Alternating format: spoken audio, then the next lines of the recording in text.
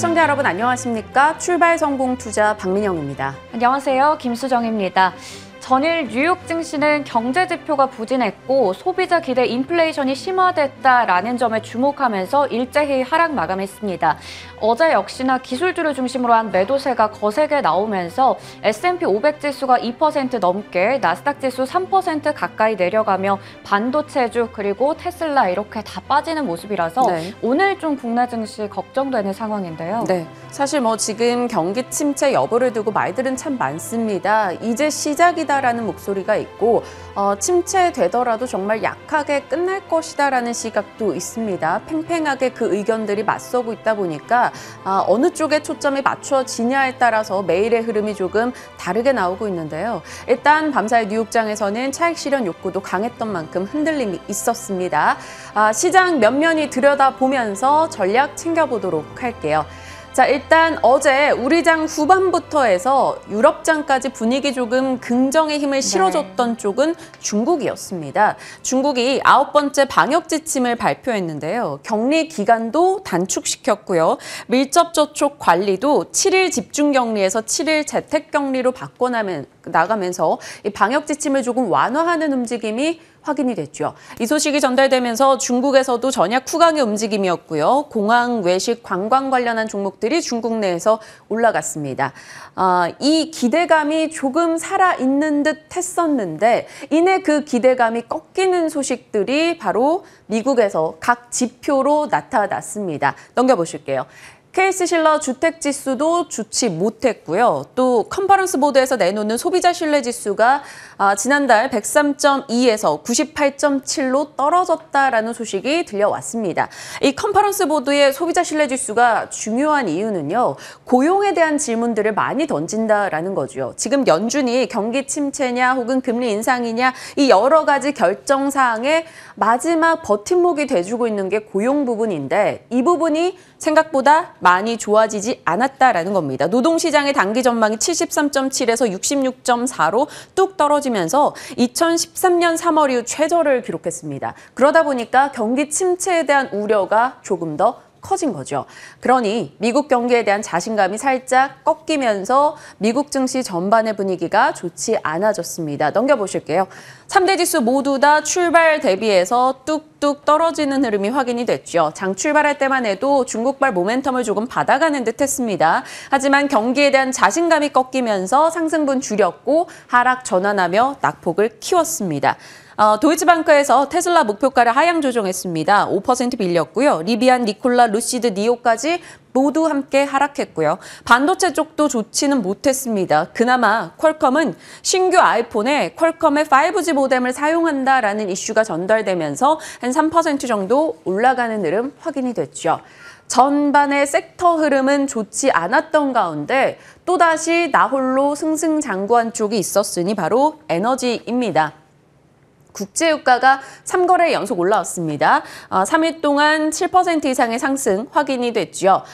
프랑스 마크롱 측에서 지금 아랍에미리트나 사우디는 증산 여력이 없다라고 얘기를 했고요. 리비아도 1일 생산량이 절반 정도 줄었다라고 말했습니다. 에콰도르에서 시위 등으로 인해서 생산 중단 우려가 나왔고요. 결국 또 공급 부족에 대한 이야기가 부각되면서 에너지 관련주들은 모두 다 급등하는 흐름 확인이 됐죠. 전반적으로 빨간불을 띄고 있는데 이 에너지 쪽에서만 초록을 띠면서 상승하는 모습 확인이 됐습니다. 온 세상이 결국은 에너지가 부족해라고 이야기를 하고 있네요. 어제 국내장에서도 매한 가지였죠. 증시 전반이 에너지를 외쳤습니다. 태양광, ESS, 풍력, 석유, 석탄, 원전, 전력, 수소까지 에너지와 관련된 종목들 섹터에서는 모두 상승세가 확인이 됐는데요. 요즘에 자고 일어나면 에너지 뉴스가 추가됩니다. 어제 나왔었던 에너지 뉴스들만 점검을 해봐도요. EU가 재생에너지 2030년 목표 상향 입법화한다라는 소식이 들려오면서 태양광 풍력 올랐죠. 그 내부에서 또 폴리실리콘 가격이 계속 천정부지로 치솟고 있고요. 세계 해상풍력 설치 용량이 나날이 늘어서 이게 2050년에는 3,500조 시장이다. 뭐 이런 얘기까지 등장을 했습니다. 석유는 정제 마진 사상 최고치, 석탄은 역대 최고치, 전력은 신재생과 원전이 확대되면서 전력 설비 수요 기대가 높다라는 모멘텀이 생겨났고요. 원자력은 어제 전해드린 대로 ETF 출시와 정부의 적극적인 세일즈 등이 영향을 줬습니다. 자, 시세 한번 볼까요? BHI 등을 비롯해서 원자력 관련한 종목들 워낙 강하게 흘러갔죠. 오르비텍 9%, 우진도 6%, 풍력도 CS베어링은 29%입니다. 태양광 쪽도 괜찮았어요. OCI는 7% 상승이죠. 오늘 저희 시간에 OCI AS 들어갈 것 같고요. 그리고 원전과 풍력의 같은 모멘텀 안고 가는 두산 에너빌리티도 어제는 좋은 흐름이었습니다. 석유 쪽도 강했고요. 어제 개장 전 성공 전략에서 김종효 위원의 공약주이기도 했죠. LX 일렉트릭 같은 경우도 9% 이상 뛰었습니다. 신재생, 친환경 이런 쪽이 강한 건 중국에서도 마찬가지예요. 최근 중국의 친환경 ETF가 한 달간 수익률이 20% 정도 된다고 합니다. 나름 신재생을 비롯해서 에너지 쪽이 버텼다라는 게 어제 국내 장이었는데 밤사이 미국에서는 또 분위기가 달라졌습니다. 원자력 관련한 종목들 모두 다 내려갔고요. 태양광 쪽에서도 레네솔라, 솔라이치, 썬런, 썬파워 등의 낙폭 상당히 크게 나왔습니다. 풍력 쪽은 일부 좀 잘 버티긴 했습니다만 내려가는 종목도 있어서 약간의 중립 정도의 흐름을 보였다 볼 수 있겠어요. 오늘 장은 또 어떻게 이것들이 반영이 될지, 전기차의 하락은 어떻게 이어질지, 반도체의 부담도 체크를 해야 되고 살짝 걱정이 되는 오늘이긴 하네요. 네, 맞습니다. 그래서 오늘은 좀 시장에 대한 이야기, 종목에 대한 이야기, 그리고 증권사 전망들을 좀 더 자세하게 한번 정리를 해봤는데요. 네.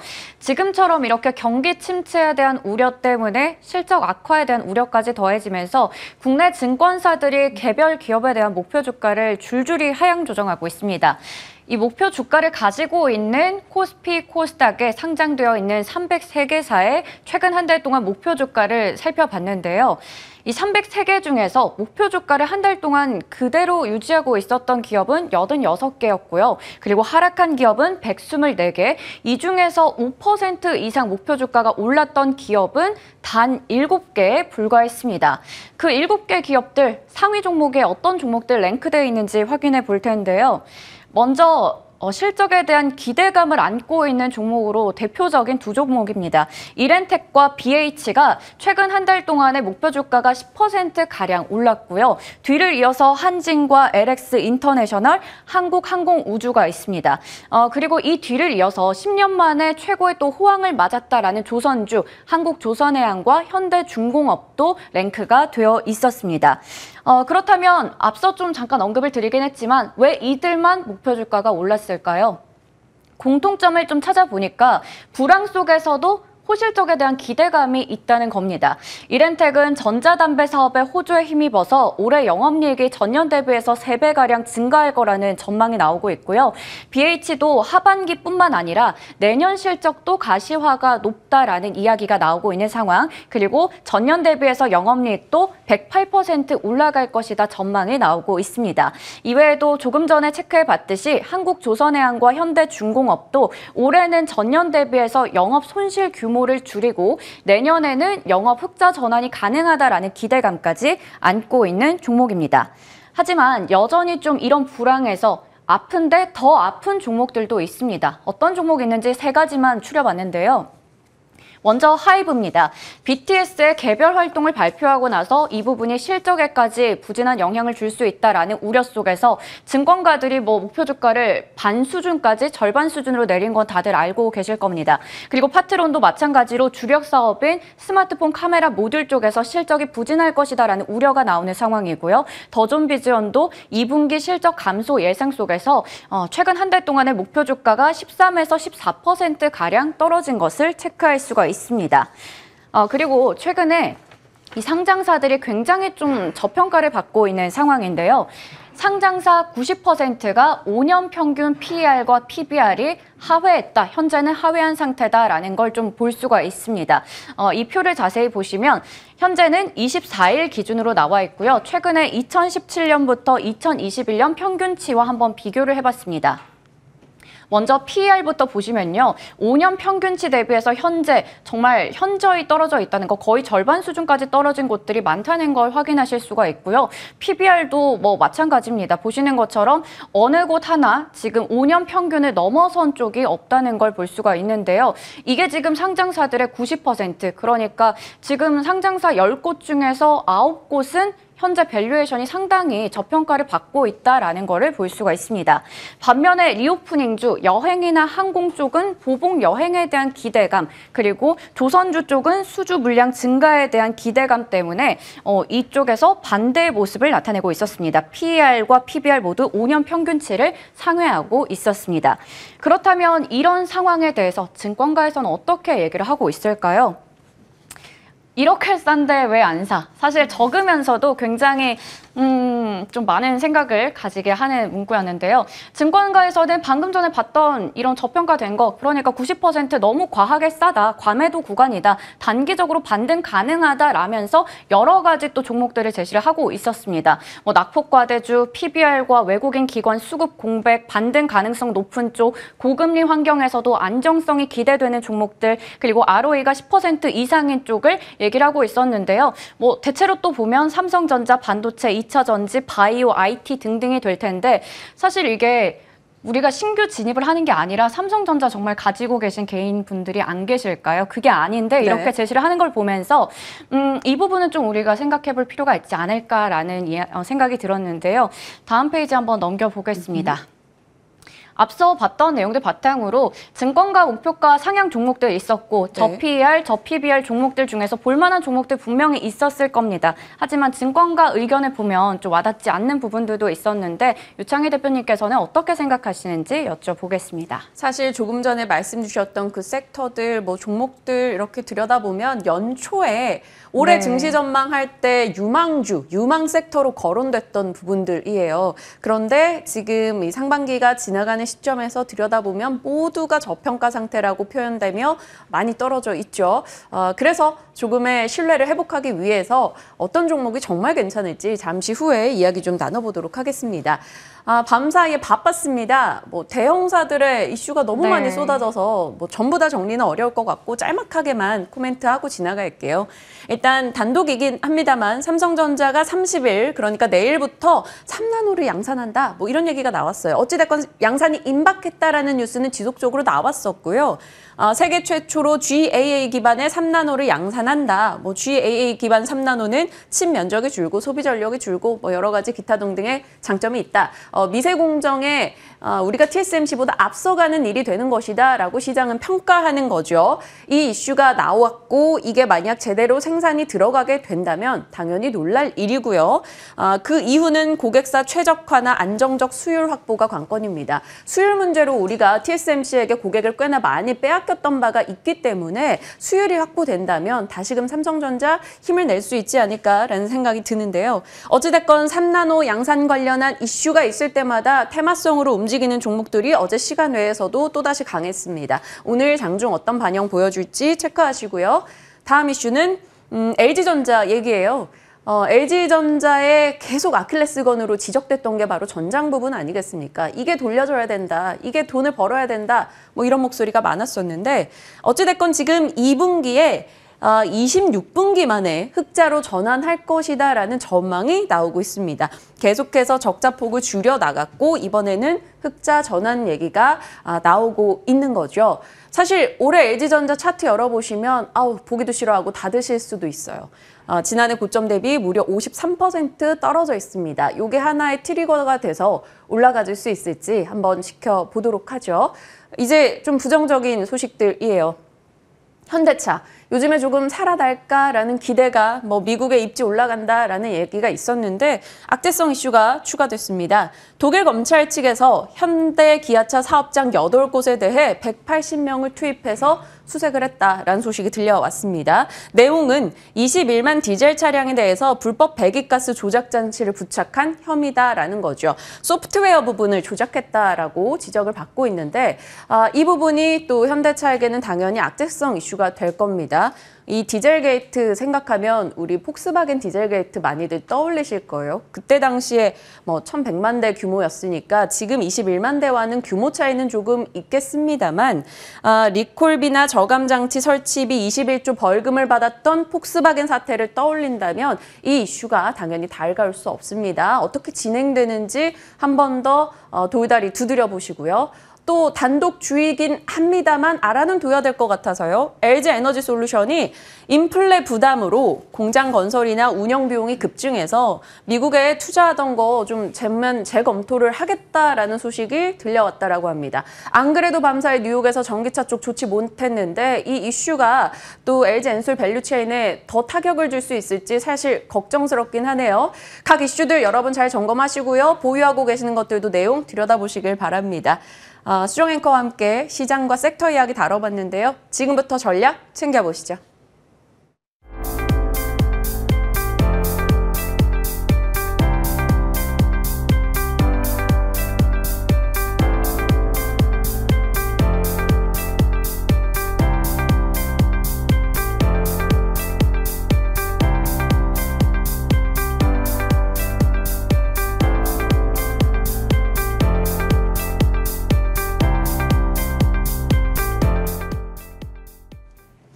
또 하루 사이에 시장의 분위기가 싹 바뀌었습니다. 뉴욕 증시는 또 얼굴을 바꿨는데 우린 어떤 대응을 해야 될지 유창희 대표와 이야기 나눠볼게요. 어서 오세요. 안녕하십니까. 네, 대표님.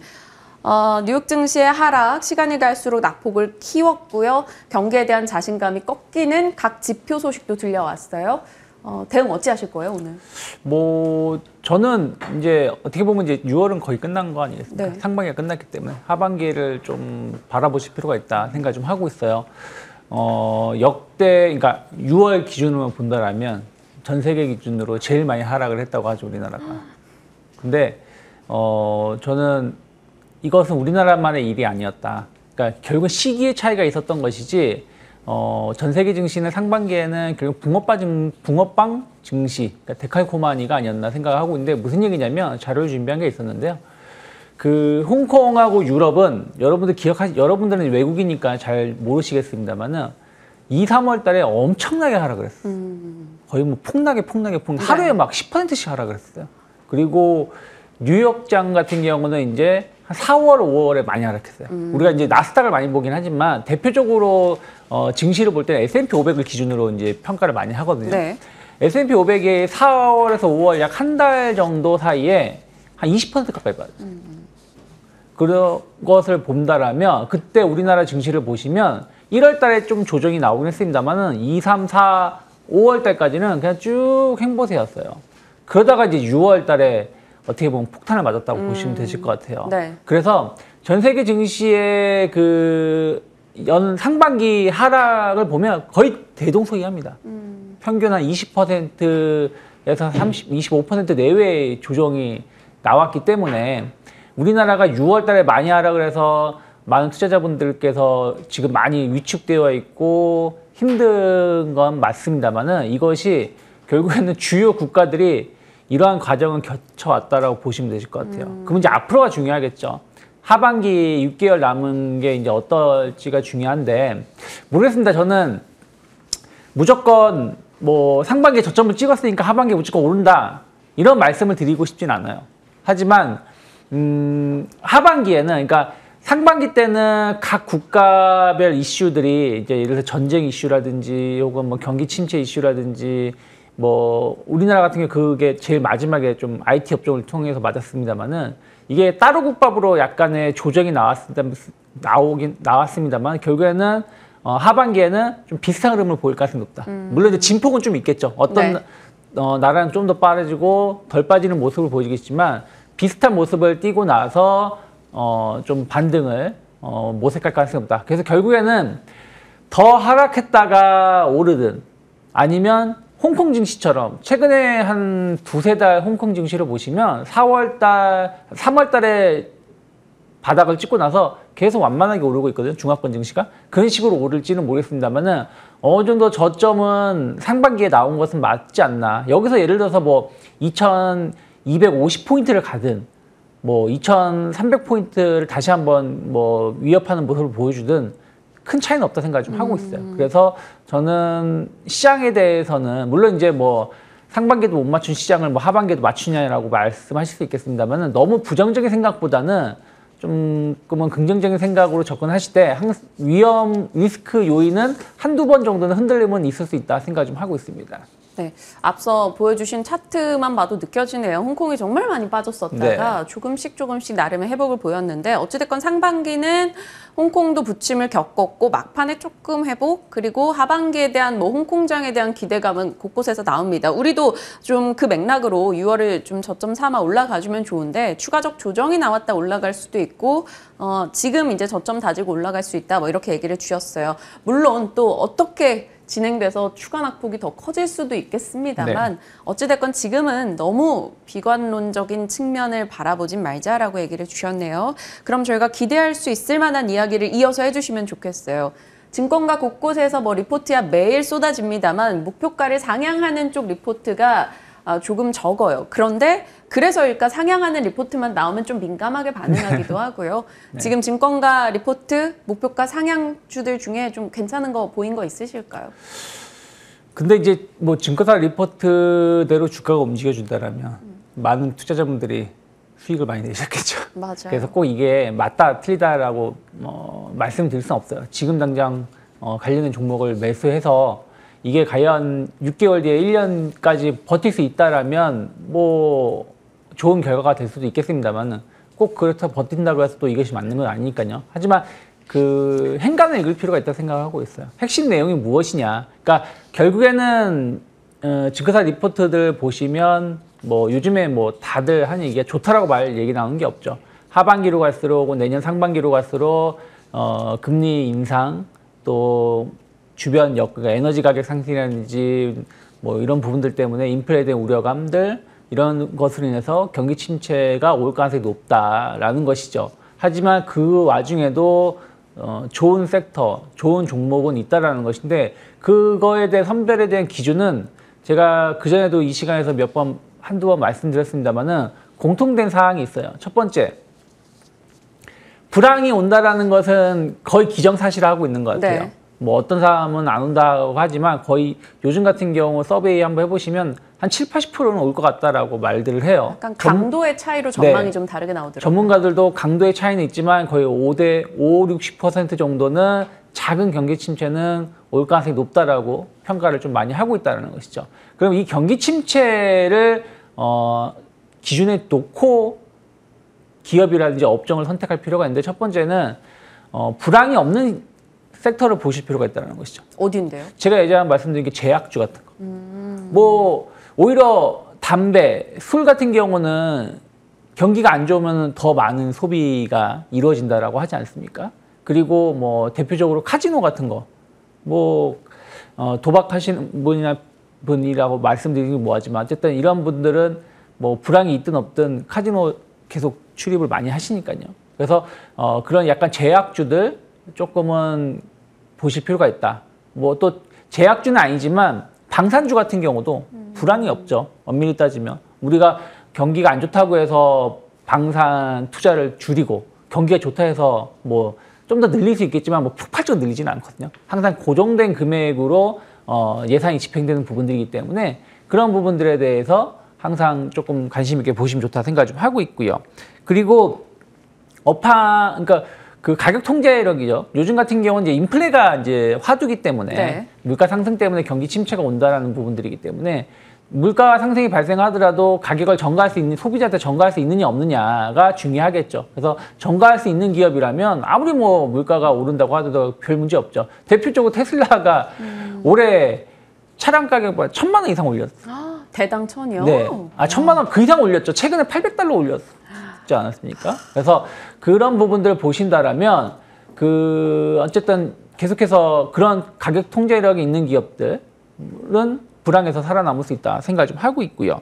그리고 뭐 업황이 개선되는 기업들 아무리 뭐 시장이 안 좋다고 해서 모든 기업이 다 빠지는 건 아니거든요. 예를 들어서 뭐 우리가 경기 방어주라고 하는 섹터들은 또 불황이 또 강하다고 하지 않습니까? 그럼 그런 부분들은 이 업황이라는 거, 실적이라는 것은 상대적인 개념이라고 보시면 되실 것 같아요. 뭐 예를 들어서 어떨 때는 10%의 영업이익 성장이 엄청나게 좋게 보기도 하지만 어떨 때는 엄청나게 뭐 겨우 이거밖에 안 돼? 라고 해석되는 부분들이 있기 때문에 하지만 불황에서의 불황임에도 불구하고 뭐 실적이 나쁘지 않는 기업들에 대해서의 어떤 관심도가 나올 수 있다 생각하고 있습니다. 그래서 이 세 개의 카테고리에 있는 기업들을 좀 잘 찾아보시고 선정을 하셔서 매매를 하신다면 나쁘지 않을 것 같다. 수급적으로도 최근에 이런 종목 쪽이 하나 고르기도 어려운데 지금 세 가지 조건에 맞는 종목 찾는 게 그냥 하나만 딱 보시면 되겠죠. 예를 아까 말씀드린 것처럼 가격 통제력에 있는 기업이 있는지. 그러니까 이 세 개가 동시에 교집합이 아니라 각각 개별 섹터이기 때문에 거기에 맞춰서 종목 조금 찾아보시는 거는 충분히 찾아주세요. 할 수 있을 것 같다는 생각 좀 하고 있고요. 저는 일단은 몇 번 말씀드렸는데 뭐 방산주들도 말씀드렸었고 이제 그 앞에서 했었던 종목들이 좀 겹치는 게 있는데 뭐 CJ 프레시웨이 같은 거, 뭐 식자재 유통 회사긴 합니다만은 어쨌든 이런 그 대기업을 상대로 혹은 단체 급식을 하는 기업 이런 업체들은 어쨌든 안정적인 매출처가 있고 또 가격이 오르면 그런 부분들을 또 전가시킬 수 있습니다, 쉽게. 그래서 그런 부분들이 충분히 시장에서 이겨낼 수 있다. 최근에 주가 흐름 보시면 전혀 하락한 게 없어요. 그리고 증거사 목표가도 계속 높아지는 것을 살펴볼 수 있고요. 그리고 이제 우리가 불황에는 보험주들, 그러니까 경기가 안 좋으면 당장 먼저 해지한다는 게 보험이라고 하잖아요. 네. 근데 현대해상 같은 약간 그 손보사들은 저는 불황에 강하다 생각을 좀 하고 있어요. 왜 그러냐면 해지를 한다는 건 생명보험을 많이 해지한다는 것이지 뭐 실손보험 같은 보험을 해지를 많이 하지는 않거든요. 마지막 최후의 보루에까지 남겨놓는 게 실손보험이라는 이런 손해보험 상품들이에요. 그리고 오히려 경기가 안 좋다라면 차량 운행 횟수라든지 이런 부분들도 줄어들겠죠. 그럼 손해율이 오히려 감소하는 부분들이 좀 있습니다. 거기다가 뭐 금리 인상이라 그러면은 이런 여신 사업 부분도 나쁘지 않다 생각하고 있어요. 그래서 저는 손보사들 충분히 불황에 이겨낼 수 있지 않을까 생각을 좀 하고 있습니다. 그래서 조금 다른 섹터도 좋은 기업들 많이 있습니다만은 네. 뭐 제가 예전에도 한번 언급해 드렸던 종목군들이고 흐름 자체가 나쁘지 않기 때문에 계속해서 좀 관심 있게 보시면 좋지 않을까 생각하고 있습니다. 그리고 죄악주 얘기하셨을 때 지금 어제 중국에서도 그랬고요. 밤사이 미국에서도 그랬고 카지노 쪽 이런 관광 네. 쪽이 좀 괜찮았거든요. 어찌됐건 중국에서 이 방역 지침을 완화했다라는 게 국내 카지노 쪽에서도 좀 긍정의 시각을 볼 수 있는 걸까요? 그렇죠. 뭐 저는 예전에도 제가 강원랜드 같은 경우도 많이 말씀을 드렸었고 또 제가 뭐 담배 관련돼서도 이렌텍 같은 기업들도 말씀을 드렸었는데 네. 이런 섹터들은 시장에 그러니까 정부 규제에 의해서 약간의 주가가 약간 이제 들썩들썩하는 경우는 있습니다만은 지금 이런 쪽에 대해서 정부 규제가 나올 가능성은 제한적이거든요. 뭐 카지노도 코로나 때문에 규제가 있었던 것이지 뭐 많은 사람들이 카지노 출입한다고 해서 규제가 있었던 건 아니었기 때문에 그래서 전체적으로 리오프닝에 대한 어떤 기대감들 좀 보신다라면 카지노주들 꾸준히 관심 있게 볼 수 있다. 특히 뭐 최근에 강원랜드 말씀드렸습니다만 파라다이스처럼 중국이 락다운이 좀 해지된다라면 중국 관광객 유입 또 일본인 관광객 유입 이런 부분들도 좀 기대해 볼 수 있지 않을까 생각하고 있습니다. 네, 알겠습니다. 오늘요 이제 상반기에 대표님을 보는 마지막 날이더라고요. 네. 이제는 저희가 하반기에 만나게 될 텐데 그래서 상반기 결산 느낌으로 창스픽을 골라봤습니다. 하반기에 그래서 이 상반기의 이슈들을 다 거치고 어느 쪽이 괜찮을 것인가 좀 추려주셨는데 네. 실적과 신성장주 변동성을 활용한 매매로 각각 구분을 해주셨어요. 네. 하나씩 좀 풀어주시고 이렇게 주시고 여기에다가 플러스 알파 그 안에 탑픽까지 네. 좀 주세요. 네. 뭐 어쨌든 계속 그동안 했던 얘기를 좀 반복하는 것 같은 느낌이 들지만 결국에는 그게 더 중요하다 생각을 좀 하고 있어요. 네. 그러니까 저는 6월 달이 너무 힘들었었던 거거든요. 그러니까 저도 진짜 거의 뭐 욕받이 무녀처럼 많은 분들한테 조금 이제 기다리시면 좋을 것 같습니다 하면 또 하락하고 또 기다리시면 좋을 것 같습니다 또 하락하면서 지난주가 정말 좀 많이 힘들었었는데 모두가 힘들었어요. 네. 그런데 또 그 와중에서도 정말 강했던 섹터들이 있어요. 그러니까 이게 어떤 테마성으로 뭐 개별 종목의 흐름이 아니라 그 업종 자체가 강했었다는 것이죠. 저는 그러면 그렇게 생각하고 있습니다. 6월 달 하반기에 그러니까 상반기 마지막에 강했던 섹터이고 또 이들 섹터가 단순하게 저 바닥에서 일정 부분 올라온 게 아니라 추세가 계속 살아가 나가려고 하고 있다는 것이죠. 그러면 이러한 기업들은 시장이 조금 안정화된다라면 상당히 시장을 주도할 수 있다. 또 하반기에도 좀 안정적으로 갈 수 있지 않을까 생각을 좀 하고 있습니다. 그래서 저는 대표적으로 계속 몇 번 말씀드렸습니다만은 자동차라든지 조선주들 실적 증가에 포커스를 맞춰야 된다는 것이죠. 아무리 시장이 안 좋더라도 실적이 좋아진다라면 관련해가지고 투자자들은 관심을 가질 수밖에 없다 생각하고 있어요. 외국인 기관도 관심을 가질 수밖에 없다 생각을 네. 좀 하고 있기 때문에 자동차 조선 쪽이 이런 부분들이 탑픽이라 생각하고 있고, 또 하나는 이들 기업들이 실적이 안 좋았었던 이유는 뭐 조선주들은 저가 수주 이런 것도 있었습니다만은 원자재 가격 상승 이런 이슈들이었거든요. 근데 최근에 보시면 구리라든지 뭐 이런 부분들을 보면 계속 하락세를 보여주고 네. 있어요. 열연 강판이라든지 이런 게 하락하고 있다라는 소식도 들려왔고, 그러면 어쨌든 조선사라든지 자동차는 이런 부분들에 대해서 가격 수익성이 상당히 민감하게 반응할 수 있거든요. 이런 부분들 하반기에 상당히 개선될 여지가 있다 생각하고 있고, 뭐 전기차 뭐 아까 현대차 조금 안 좋은 얘기가 나왔습니다만은 지금 디젤차가 주력 판매가 아니에요. 이제는 전기차 쪽이기 때문에. 그래서 전기차 관련해서 좋은 소식 계속 나오고 있죠. 또 조선사들도 LNG선 수주라든지 이런 부분들에 대해서 좋은 얘기 나오고 있기 때문에 그런 부분들 좀 집중해 보신다라면, 저는 뭐 현대차하고 SL 뭐 그전에도 몇 번 말씀드렸습니다만은 특히 SL 같은 경우 최근 신고가 행진을 좀 보여준 부분들이 있었기 때문에 계속해서 주목하실 필요가 있다 생각을 좀 하고 있고요. 그 조선주들은 결국 현대중공업이 가냐 못 가냐인 것 같아요. 네. 뭐 물론 현대미포조선은 신고가를 보여주고 있습니다만은 LNG선 쪽 이런 부분들이라면 현대중공업이 얼마나 치고 나가질 수 있을지 좀 주목하면서 접근하면 좋다 생각하고 있고요. 그리고 신성장주라고 말씀드릴 수 있겠죠. 어떤 시기라든지 성장주의 개념은 앞으로 사업이 성장하느냐 못하냐의 구분이기 때문에, 물론 뭐 메타버스라든지 뭐 플랫폼이라든지 이런 것만큼은 아니겠습니다만은 저는 계속 말씀드리지만 신재생에너지 주목하실 필요 있다 생각을 좀 하고 있어요. 특히 이제 본격적으로 유럽이라든지 미국 중심으로 해서 전력난이라는 이런 게 이제 이슈가 되고 있기 때문에 그전에는 약간 느긋했다라면 지금은 상당히 다급한 부분들이 있다는 것이죠. 그래서 대규모 투자 소식이 나오고 있는데, 이 대규모 투자 소식이 뭐 길게 아니라 짧게는 4, 5년 정도 선에서 투자가 마무리가 돼야 되는 부분들이다 보니까 그런 측면에서 계속해서 주목하실 필요 있다 생각을 좀 하고 있어요. 그래서 뭐 태양광은 결국에는 OCI 계속 주목하실 필요 있고, 풍력 쪽은 뭐 삼강 M&T라든지 두산 에너빌리티 같은 기업들 주목해보자. 특히 두산 에너빌리티는 최근에 주가 흐름이 안 좋지만 재무 구조가 상당히 개선된 부분들이 좀 있고, 또 원전, 뭐 풍력, 뭐 수소 같이 이런 부분들이 네. 같이 묶여져 있는 부분들이라서 저는 나쁘지 않을 수 있다 생각을 좀 하고 있습니다. 네. 그리고 이제 좀 애매한 게 에너지 관련된 쪽인 것 같아요. 그러니까 물론 신재생대 에너지지만 이거는 약간 발전 쪽인 것이고, 기존 전통 에너지. 그렇죠. 전통 에너지 쪽을 말씀드리고 싶은데, 이게 나쁘게 보고 있지는 않아요. 근데 첫 번째는 가격 부담감이 좀 있다는. 그러니까 뭐 유가라는 게 140달러 갈지 150달러 갈지를 잘 모르겠습니다만 어찌되었든 어느 정도 고점은 형성된 것이 아닌가 생각을 좀 하고 있어요. 그러면 뭐 또 요즘에 뭐 정부 규제 우려감 이런 부분들이 좀 있다 보니까 뭐 SOE라든지 이런 정유주들 뭐 흐름들 전 계속 좋게 보고 있습니다만은 뭐 돌발 악재가 계속 있을 수 있다 생각을 좀 하고 있고, 또 하나는 2차 전지 쪽입니다. 2차 전지도 6월 달에 엄청나게 강했습니다, 상대적으로.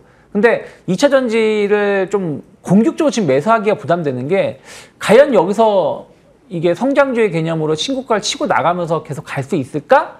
이런 측면에서 보신다라면 가격적인 부담감이 좀 있다라는 거예요. 그러니까 전통 에너지라든지 2차 전지 쪽은 가격적인 부담감들 때문에 지금 섣불리 공격적으로 매수하기가 좀 힘들다. 그래서 저는 오히려 트레이딩 바이 전략, 오히려 하락하면은 일정 부분 하락하면 매수, 또 일정 부분 올라오면 매도하는 전략, 결국은 박스권 흐름을 보여줄 가능성이 높지 않을까 생각을 좀 하고 있는데, 그래도 좀 지켜보신다라면 저는 이제는 그러니까 그 정유 쪽에 좀 봤다라면 이제 가스 쪽을 좀 주목하실 필요 있다 생각을 좀 하고 있어요. 그래서 한국가스공사 같은 경우가 하반기에 좀 나쁘지 않을 수 있다, 저는 생각을 좀 하고 있고요. 그리고 만약에 2차 전지 쪽을 보신다라면 그제도 말씀드렸습니다만은 LG화학을 좀 주목하실 필요가 있는데, 어쨌든 이제 LG 에너지솔루션에 대한 어떤 값어치도 있고요. 그리고 또 소재 쪽에 투자에 대한 성장 모멘텀이 있고, 만약에 근데 이거는 이제 다른 얘기지만 유가가 진짜 꺾였다.